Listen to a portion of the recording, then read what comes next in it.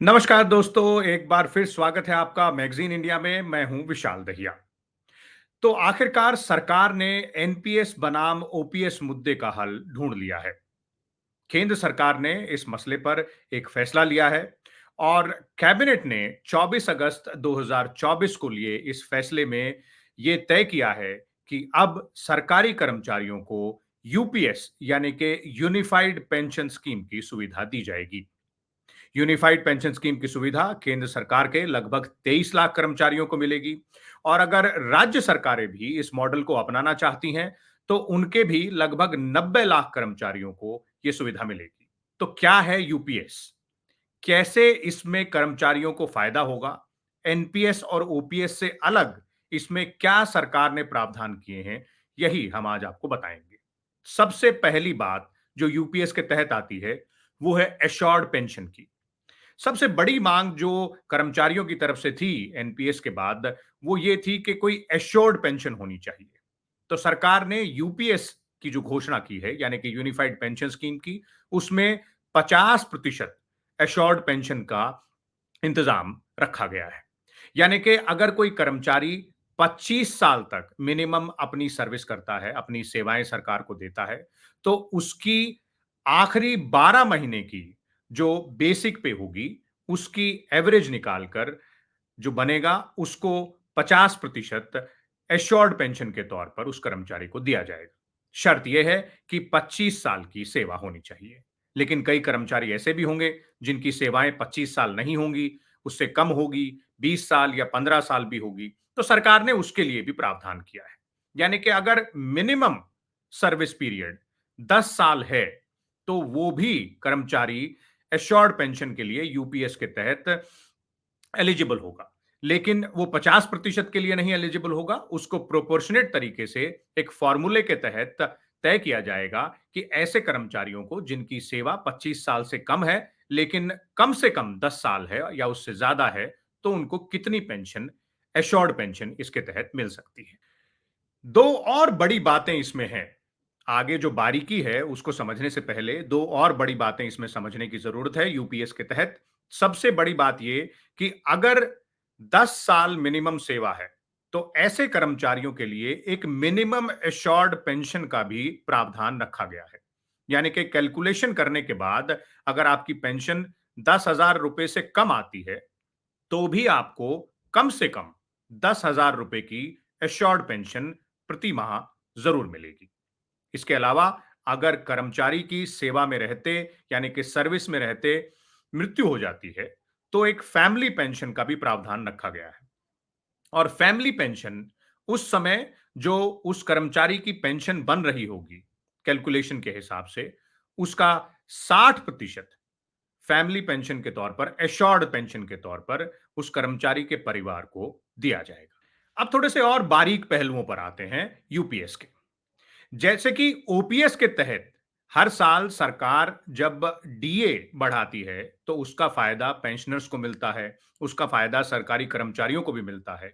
इसी तरह जब डीए बढ़ाया जाएगा, यानी कि महंगाई भत्ता जो बढ़ाया जाएगा, उसका फायदा यूपीएस के तहत भी कर्मचारियों को मिलेगा जो सेवा में होंगे, और जो रिटायर हो चुके होंगे, जिनको पेंशन मिल चुकी होगी, उनकी पेंशन में भी महंगाई भत्ता जोड़ा जाएगा।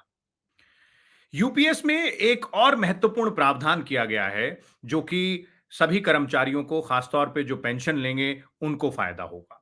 और वो फायदा है कि ग्रेच्युटी के अलावा एक लंप सम अमाउंट, यानी कि एक मुश्त राशि सभी कर्मचारियों को भी दी जाएगी जब वो पेंशन के लिए एलिजिबल होंगे तब। इस एक मुश्त राशि की कैलकुलेशन किस तरह से की जाएगी वो भी बहुत महत्वपूर्ण है।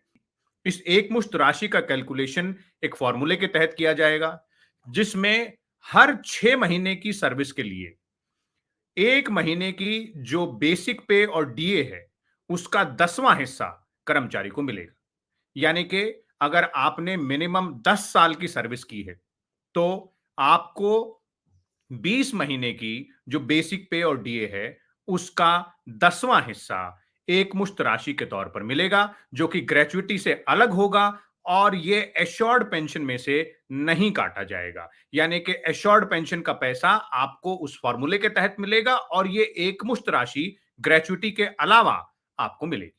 अब एक बड़ा सवाल ये उठता है कि क्या इसमें एम्प्लॉइज का जो कंट्रीब्यूशन है वो बढ़ेगा? क्योंकि एनपीएस के तहत एम्प्लॉइज का कंट्रीब्यूशन जितना होता है उतना ही सरकार का भी कंट्रीब्यूशन होता है। लेकिन इसमें सरकार ने प्रावधान किया है कि एम्प्लॉइज के कंट्रीब्यूशन में कोई बढ़ोतरी नहीं की जाएगी और सरकार का जो कंट्रीब्यूशन है उसे 14% से बढ़ाकर 18.5% कर दिया गया है। सरकार अपने कंट्रीब्यूशन का हर 3 साल में आकलन करेगी।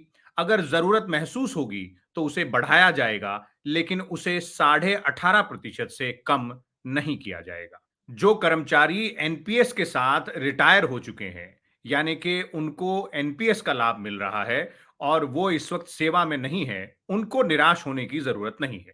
दरअसल यूपीएस का लाभ वो भी उठा सकते हैं। ये प्रावधान उनके लिए भी है कि वो चाहें तो एनपीएस से यूपीएस में ट्रांसफर ले सकते हैं और जो बीच का डिफरेंस होगा, यानी कि जो एरियर्स होंगे, सरकार उनको वो एरियर भी देगी और उस पर इंटरेस्ट भी देगी। जो इंटरेस्ट है वो पीपीएफ यानी कि पब्लिक प्रोविडेंट फंड में जो इंटरेस्ट रेट होगा उसके हिसाब से उसको कैलकुलेट किया जाएगा और जो रिटायर्ड कर्मचारी हैं उनको वो लाभ मिलेगा।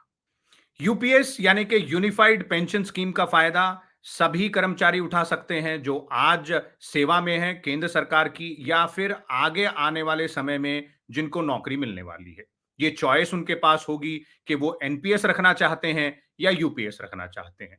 लेकिन ये फैसला वो केवल एक ही बार कर पाएंगे और अगर एक बार उन्होंने फैसला किया कि वो यूपीएस में जाना चाहते हैं तो वापस एनपीएस में आना संभव नहीं होगा।